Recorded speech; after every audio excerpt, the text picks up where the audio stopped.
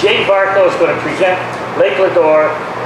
It was the place to go back in, what, 1900s, I guess? Yes. And so all the people, coal miners or not, they took the gravity railroad and away they went to enjoy their summer.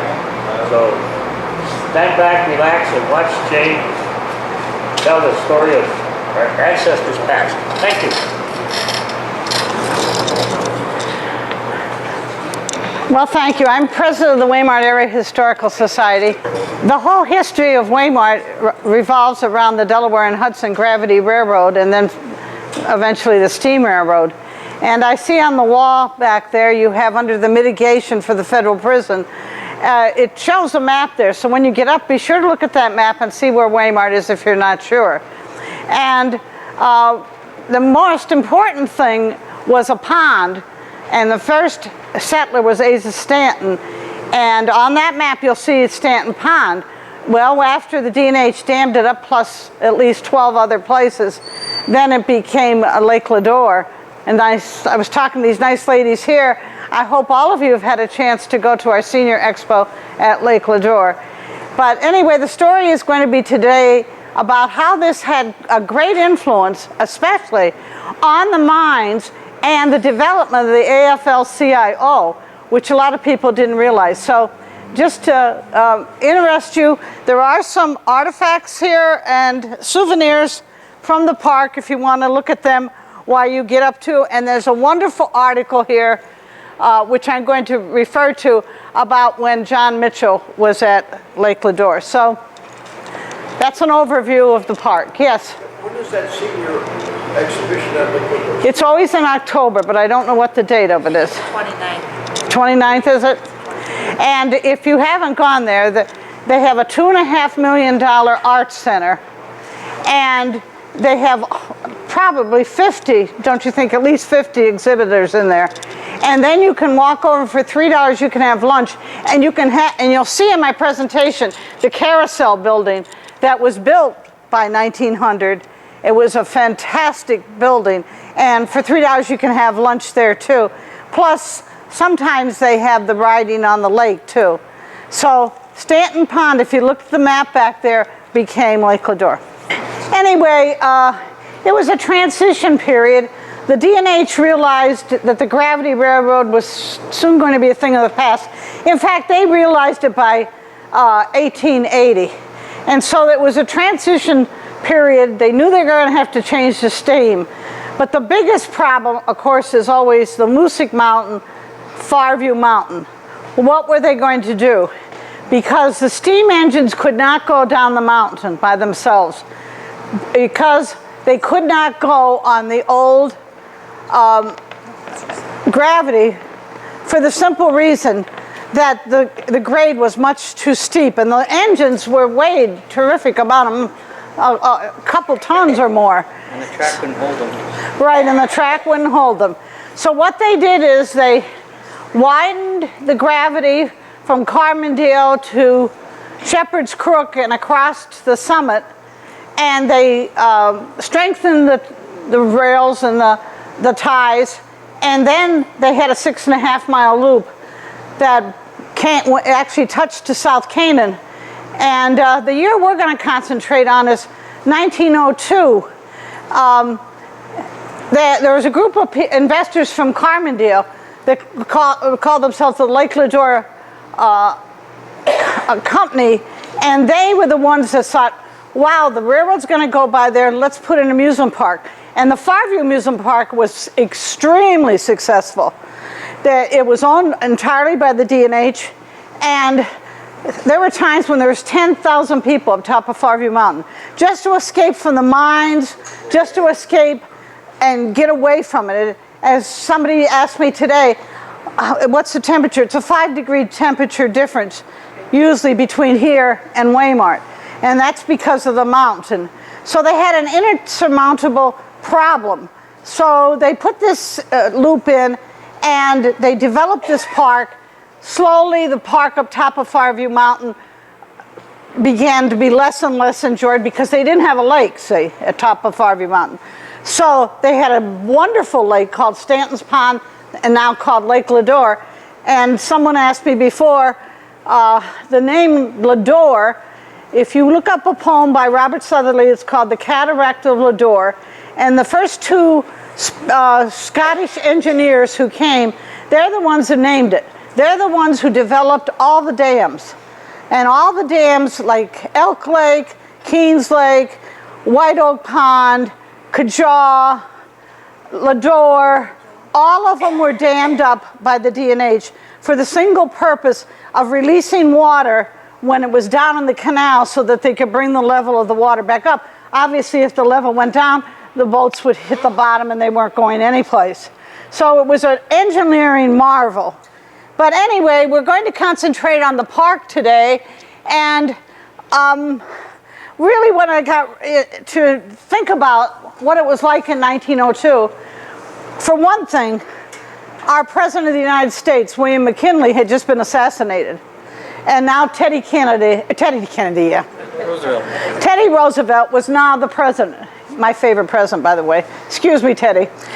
Anyway, he was very, very interested in what was happening here in Pennsylvania because of the mine problem. And it was the inkling, the beginning of the AFL-CIO. And there's an article here, I've run 5 copies off if any of you might be interested in it. In an article in the paper here, and it was written by Rabbi Gelfand, and it appeared in the Scranton Tribune on 2001. And in here he talks about the reason that Lake Ladore was so much a success was that it only cost $1 to get in, number one. And most people could swing $1. The train ride, they would bring the trains and they would circle down there. And in my backyard is the steam station. Anytime you're in Waymart, 211 South Street, which is on the way up to the Salvation Army Lodge, just walk through my railroad station. It's always unlocked. And that was the steam station. And the water tower is the Granite. And that's when my dad started his insurance agency. They removed the Cypress tank to Oliphant. And it was there for 40 years. One day we drove by, my father said, "What happened to the Cypress tank?" And he stopped and asked the man, and he says, "Come here, I'll show you." And a man in Oliphant built his garage of cypress. And of course, cypress wood was very, very, very expensive, number one, because it's one of the few woods you do not have to caulk. When it gets wet, it expands itself and seals itself. But anyway, he talks here, milk is 8 cents a quart. The mayor of Scranton is getting in trouble in closing down the speakeasies. Of course, we know the mayor of Scranton gets in trouble lots of times. A few days after Labor Day, I see that the Lyceum Theater will feature William Gill and Pudd'nhead Wilson by Mark Twain. The Poly, P-O-L-I, just opened in the building that was once the Gaiety. And the Globe Warehouse announced it had silk ties for 18 cents, ladies' white petticoats for 89 cents. McCain's has men's patent leather Oxfords for sale at 98 cents, normally $3. The Goldsmith Bazaar is featuring ready-made dresses, and that was unusual, ready-made dresses. Everybody made their own. For children from 4 to 12 from 98 cents to $4.98. Anyway, in here in this article, he talks about how he, as a mine worker, I respect Mr. John Mitchell. I'm excited about hearing him. John Mitchell was only elected president of the United Mine Workers 2 years ago, but he's always working for us. When he called a strike of 8,000 members of the union in 1900, 80,000 men and boys went out on strike. And it talks more about this, and it's in first place as if the person had ridden on the train. Of course, a lot of other things were happening at the same time. Teddy Roosevelt had become president only because of the assassination of McKinley, and the Wright brothers in 1903, you know what they did. 1902, Carrier invented air conditioning. 1906, a horrible earthquake in San Francisco. Over 3,000 died. The Tsar Nicholas still ruled Russia. Queen Victoria ruled England. And one of the nicest books was, as a librarian, retired librarian, The Wonderful Wizard of Oz. And that was written in 1900. So there was also, Teddy Roosevelt also used our taxpayer money. Maybe some people, we use it for all kinds of weird reasons, but he used 40 million, which is a horrible amount of money in those days. And he put in the Panama Canal. And that happened in 1902 also. And there was, in Australia in 1902, on September the 7th, all of Australia stopped work and had a day of humbleness. And they all prayed for rain because they'd had a drought over 4 years, and 3 days later it started to rain. So there's just a lot of interesting things, and that's one thing that I certainly love about the computer. So we're going to take a day at the Lake Ariel Park, and hopefully I know what I'm doing. Is that Lake Ariel? Lake Ladore Park. And there were parks growing up all over the place. One thing that killed this park is they were doing the Luna Park in Scranton. You know, that was being developed at that time. I'm gonna, if you don't mind taking your cup. It's empty. Oh, I just don't want to sit on it. Lake Ladore attracted thousands and thousands of people who came to the DH Steam Station, the Honesdale branch, and mine workers, railroad workers, canal boat owners had no labor rights, and the unions were born at sites such as Lake Ladore. So anyway, they had a wonderful time, and it was a great time to get everybody together. Now if I can see what I'm doing here. This is a coal steamer ride on Lake Ladore. You know, Waymart has no coal. You go over the mountain, and of course you have the Lackawanna Valley, which still has enough coal to feed all of America for 500 years if you only were allowed to use it. And they had a coal steamer on Lake Ladore. It was small. It was so small that there were so many people that they ordered another one that was much bigger and delivered in 1911. There was no inside plumbing, no inside water. In rare cases there were. No central heat, no electricity, and it was just all being developed then, and of course cars were just being developed. Cooking by coal stove or over fireplaces, clothes were handmade. You traveled by horseback, boat, or in a buggy. No paved roads, and school was only in the winter. Actually, kids worked in those days. And if it was time to bring in hay, they didn't go to school that day. They didn't have school. Everybody went out and hayed. The occupations, number one occupation was farming, coal mining in the Lackawanna Valley. Canal boats were still thousands and thousands of canal boats. Delivering goods by wagon and horseback. And many general stores had post offices in it. If you come into our historical society in Waymart, we had the South Canaan Post Office. And inns and taverns and hotels, and the beginning of banks and investing.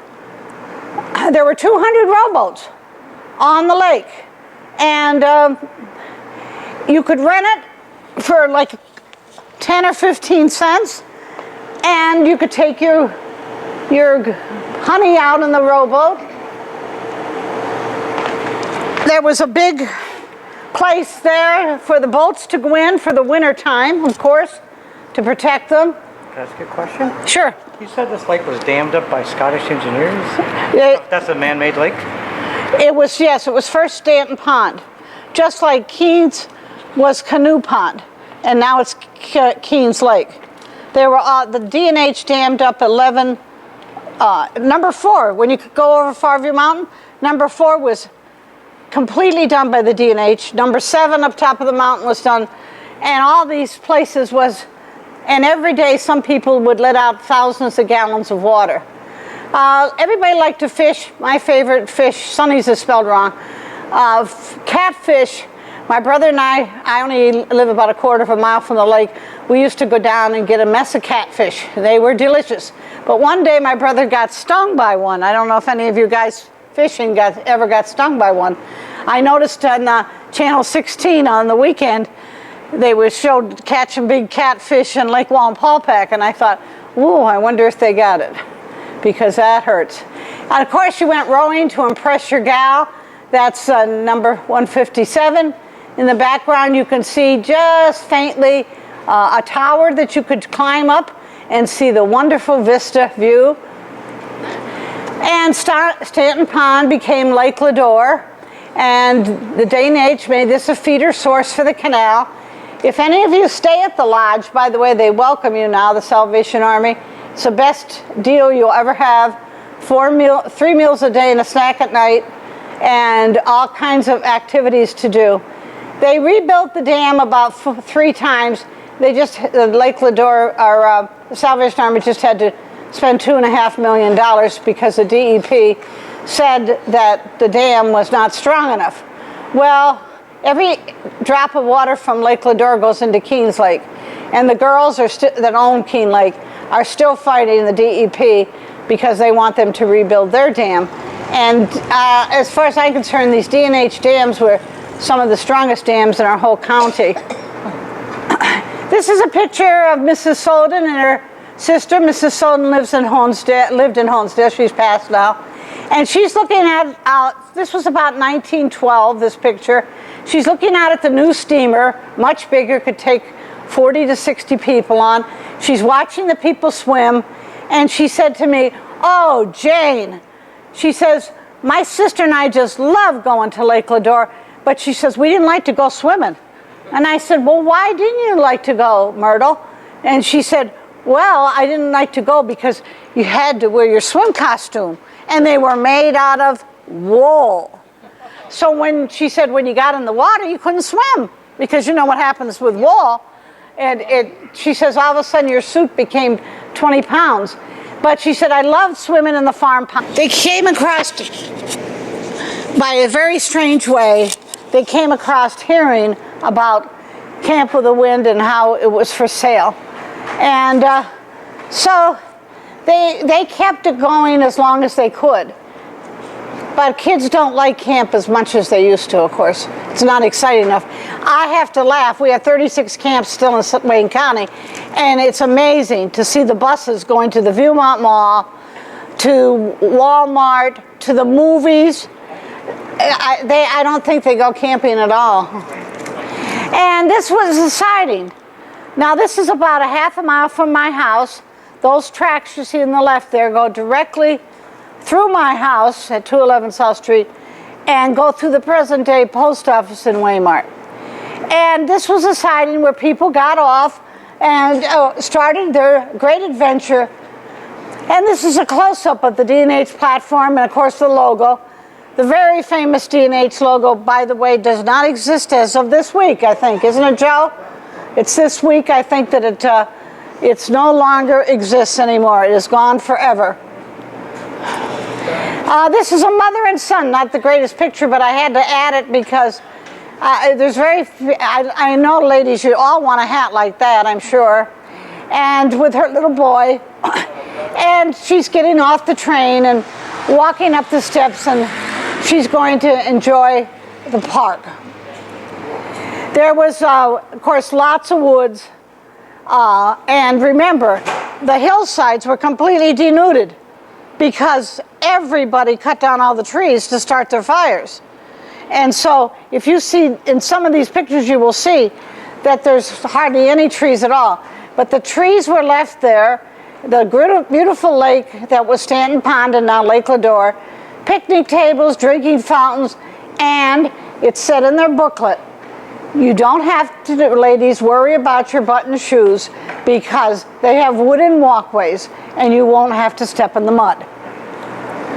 And these two lovely ladies are looking for a man. Wouldn't you like to go to an amusement park and have that outfit on? And it says on them, where is the simp? Now, I don't know if that meant Simpson or they're looking for a man. I don't know. And see, the parks were a good place because the men all day were in the mines. And their little boys were in the mines. And their teenagers were in the mines. So by coming to these amusement parks, the Slovakian Society, the Czechoslovakian Society, any society you ever heard of would have these excursions.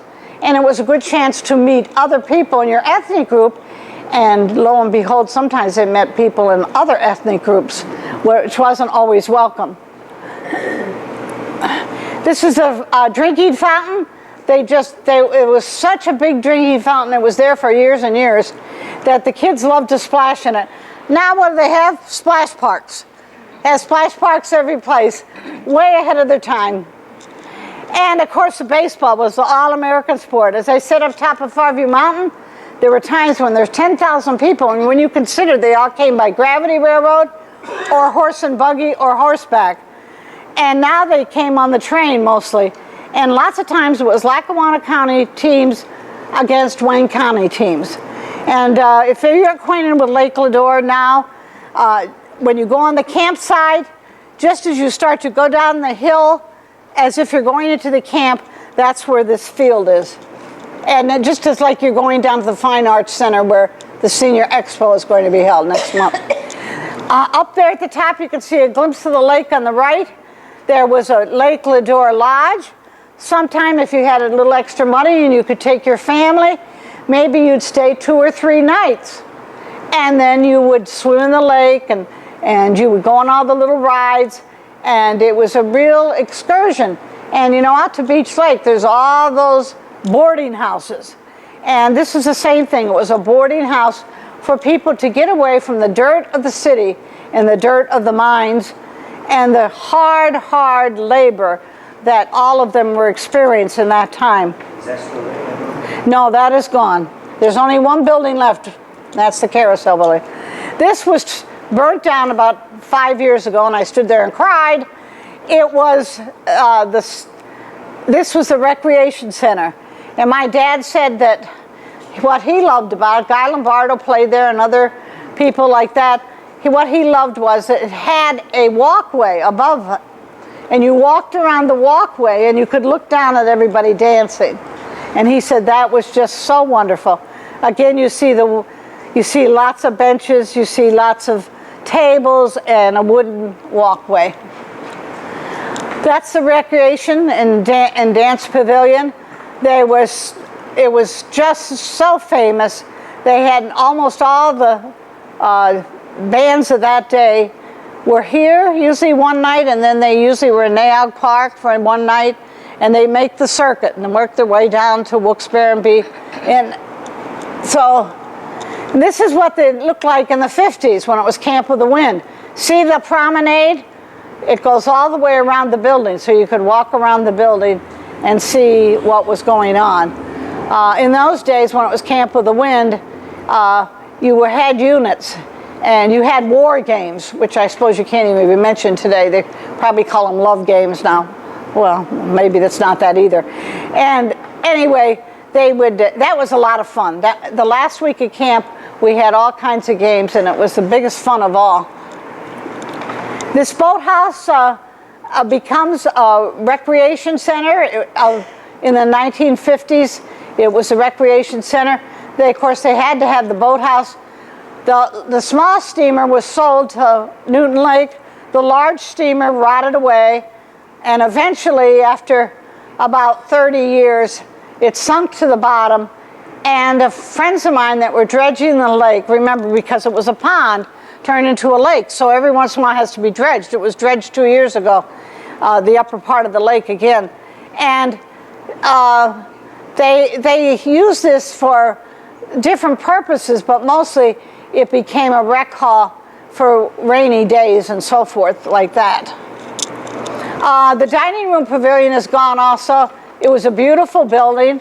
It stood halfway up in the bank, halfway up from the road, from the camp down to the lake. And it was they could seat 200 people and feed them.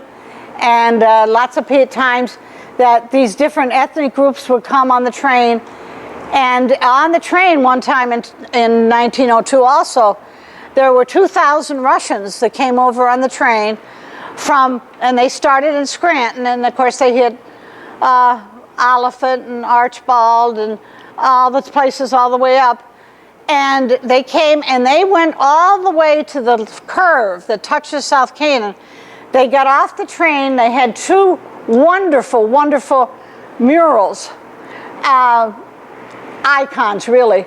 And She Who Hears Everything was one of them. And if you go into St. Tikhon's, that mural that was brought in 1902, that icon is in the front of the church. So the two icons were brought there.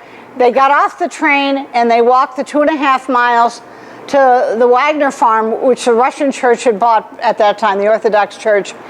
And that's how St. Tikhon started. There were 30 monks. They stayed behind and stayed in the farmhouse, and they built St. Tikhon's church, and they built a lot of other things there also. So all these different ethnic groups, especially from Eastern Europe, that were working in the mines, working on the railroads, many of them ended up at least coming one or half a dozen times to Lake Ladore. This was a postcard showing you the steamer at Lake Ladore. And the little steamer is by the big steamer. Can you see the two distinct difference? And of course, there is, on the lake there is a number of rowboats also. We see people lining up for your turn on the steamer. It was a great, great attraction. Everybody told everybody when they came home, I had a ride on the steamer. It was the biggest deal of all. Nowadays, if you're not upside down, sideways, upside down on a roller coaster, your day isn't made. Notice the clothes that people wore in those days. The long, long dresses, the arms covered. Boy, ladies, are we lucky today. And another view of the steamer along the lake. Of course, they had wonderful 4th of July celebrations and all kinds of things for people to enjoy at the lake for the day or as long as you wanted to stay. A rowboat ride is fun also. And so sometimes my dad said when he went down there, the 200 rowboats would be all out and you had to make a reservation for a rowboat when it came in. Sometimes you had to wait a couple hours before you could get a rowboat. Nowadays they want an engine and they want to ride on the back of, what do they call those things that go 100 miles an hour on the lake. Watch your step, little boy, with those high button shoes. See these high button shoes? He's carefully getting into the boat, or he's holding onto the boat. And again, we see the steamer crowded in the background there. And we see it coming up to the dock. And again, they get in as many rides as they could, but they went around the whole pond. It's 240 acres. It's a big lake now. And people loved going down to the dam, especially. So it was a wonderful trip to go all the way around the lake. And the rowboats, the steamer, the carousel, you see on the right there, a little bit of the carousel. That is a dining room for the camp today. The boathouse and the dock. You see all those different things, all that activity going on. It was a wonderful, wonderful time.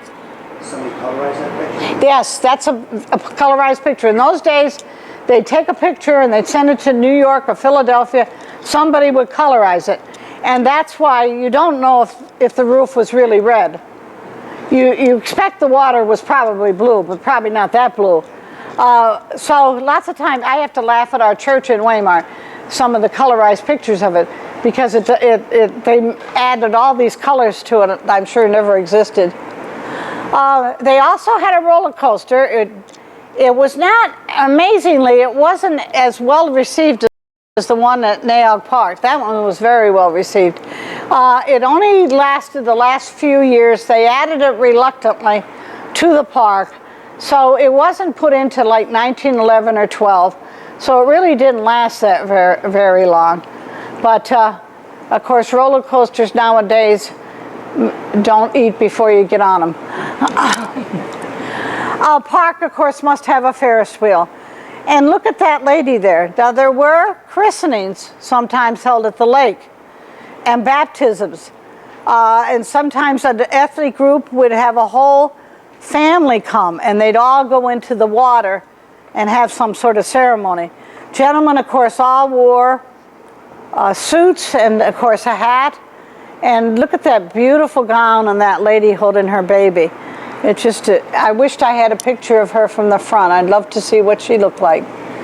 And these two brave ladies, they're sitting there. Look at, she's got her crop in her hand. So she probably came by horseback. And she looks like she has the kind of skirt that women wore, the split skirts. They would call them split skirts. And those days, look at their hair, girls. Now that is a curl of all curls. And nowadays, of course, the rules and regulations of today, they would never allow you to ride on something that just a couple pieces of iron were holding you up. Walking around the lake, you could walk all the way around the lake. Even now today, you can still walk around the lake. There's only one place left that Lake Ladore doesn't own, but you still can walk around the lake.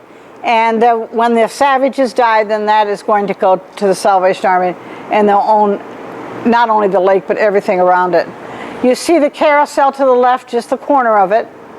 The biggest problem at the lake, of course, is invasive species.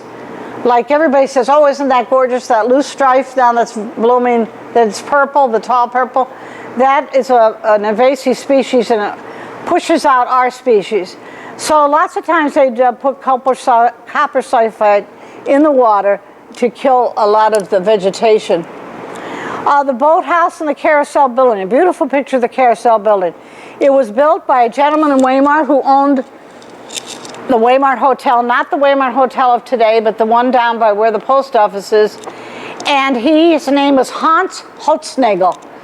And he was a German, and in Holznagel in German means straight nail. And if you go into the carousel building and look up at the ceiling, it's just positively gorgeous. And he built it specifically for the carousel. All the horses were hand carved in Bavaria and brought here and assembled here. So he had the sizes and everything. And so he built it, and then it was ready to receive the carousel when it arrived, and of course they put it together then. Look at the boys. Of course they wore knickers, and they also wore button shoes. Nowadays we're happy if they have a couple little handkerchiefs over themselves. And shooting the chutes into the lake, that was much too dangerous for little kids. And of course the little kids would sit there thinking, oh man, I'd love to do that. There was a lake up by where the entrances to the camp, and that lake, you'd go up there, you'd walk up there, you'd get on this, and they'd release water, and you'd shoot the chute right down to the lake. And it was an exciting ride for those days. And now, like I've gone to Hershey Park a couple times, the log ride is the same concept, exactly the same concept. The water takes you down, and you're sitting in something that looks like a log. This little girl sitting over at the side there, I know she's just wishing she was on that ride, though, especially when it splashed and hit the lake. Oh, what a feeling, and everybody screamed. What a wonderful, wonderful feeling that was. And somebody asked me, well, what's the rope for? That's the rope. If it gets away and starts to drift out into the lake, they're able to catch it and bring it back. This little engine was, of course, for little people, but my dad said he rode on it probably 100 times. The little engine, when they closed the park, was sold to Naog Park.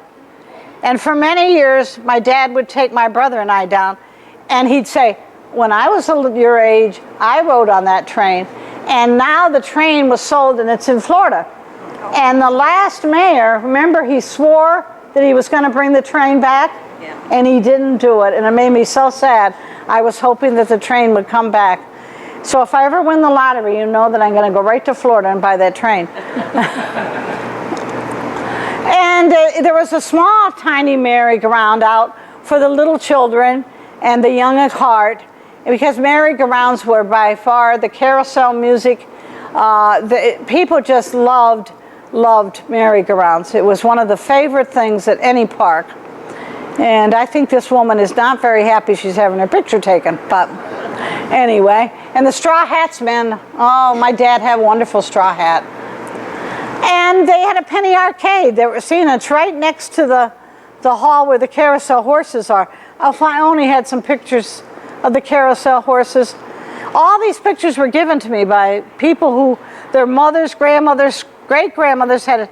The pictures that people throw out, please, if you come across any pictures, give them to me.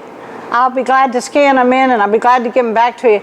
But this is how I got all the pictures, by putting an article in the paper and asking people if they would give us some pictures. Notice there, that's the penny arcade. You threw things into a bottle, just like they do today. And they were very, very up to date, because you see there's a black man, African American, sitting there also. So they would come in for the summer, they'd work for the summer, there'd be a summer job at the amusement park. And they had sideshows. The amazing little horses, nowadays we call them miniature horses. Lots of people raise miniature horses, and of course they all had to have a scary place to go and walk through, the haunted house. And it was just a favorite. Unfortunately, most people in those days were so dressed up and had such dark clothing on, only the ones that really had white dresses on were cool. In the wintertime, between Lake Ladore and Keens Lake was a huge, huge, huge ice house. And the D&H had a spur there to the ice house. And all winter long, people would come and cut the ice, and then it was sent out by train to New York City or to Philadelphia. And of course, everybody had an ice box in those days. And what did they put between ice so it wouldn't melt? Sawdust, right? That was the number one thing. Notice the hillside, it's almost completely denuded of trees. And so on this siding, they would send out whole carloads of them. In the meantime, they would store them in this huge, huge building. And and my father said that he and his dad would always go down for 1 week. All the men in Waymart would go down for a week. And if they gave them a week of work, then they could have 100 pounds of ice every week for the summer. So it was a barter type thing. They weren't paid. They kept books, and they kept how many days they worked and how many pieces of ice that they could have. And of course, they were delivered on big ice wagons. There were thousands and thousands and thousands of blocks of ice, and they were stored there. And that happened all over the place, not just between Ladore and Keens. They had a huge, huge, huge one out in, oh gosh, where's that railroad? It just slipped my mind, it'll come to me. But there were, Gouldsboro, they had a huge ice house there, the biggest one in the whole county. And every man worked for ice for his family icebox. And it was cold, wet work, but you did it because you wanted to have it for next summer. And you had to carefully put the ice on a lift, and my dad said that they had a lift, and it was, nowadays you wouldn't be allowed to do it, but it was horse-driven, and it would pull the blocks of ice into the ice house. During World War I, when my aunt died in World War I, she died at Tobyhanna, she and 2,000 other people. She graduated from nursing school at Hahnemann and Wilkes-Barre, and a week later she was dead because she went to attend the soldiers. And so when they combated that, one way they combated it was that they set up all these training places at camps all over the United States. And so for a couple years, they had a training place there at Lake Ladore. And another picture of the troop formation. And sending Lake Ladore to others. Remember, postcards at the beginning, you wrote on the side where the picture was. It was only in later years that you were allowed to write on the back of it. She died from the Asiatic flu. It was millions of people died from the Asiatic flu, and she was at Tobyhanna. And they don't have a monument or anything up there, which bothers me. And 2,000 men and nurses died there before they were sent out to World War I. Died at Tobyhanna. Yes. That was a huge troop transport place and training ground. Huge. What was that? Do you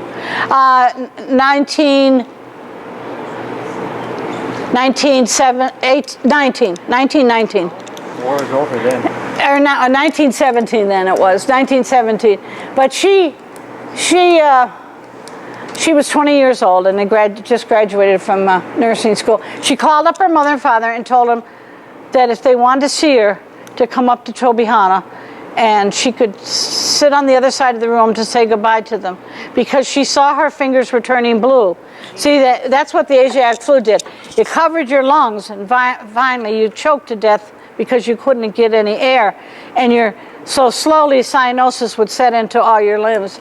So they did want to go up and they said goodbye to her, and then when she died, they put her in the front room, and people walked by outside to see her. And on this, it says, this is 1911, the new steamer at Ladore, underneath the name there in New Jersey. The steamer at Ladore is a dandy, and they're vast or wonderful improvements. So they're always trying to improve it. And this was the brochure the D&H put out for excursions and the excursion rates, and a picture, of course, of the lake. Up top of that mountain is where the lodge is now, and that's the street I live on, South Street, in the borough. So that's on the other side of the lake from the camp. And of course, everybody has to take home a memory, and you see sitting on the table some of the souvenirs from Lake Ladore. I hope and pray that someday that this comes to us so that we have it in our society. And we do have a little hatchet that we did get. And of course, even in those days, what they call that, not ice cake, cheesecake. Cheesecake, they had to try to get some other people to come. So those bathing beauties were encouraging to come to Lake Ladore. And it is L-O-D-O-R-E. And it got published wrong in the Scranton paper, L-A-D-O-R-E. And from that point on, it was L-A-D-O-R-E. And that, we have traced it back to that newspaper, and we don't know how it happened besides that, or somebody just didn't know how to spell.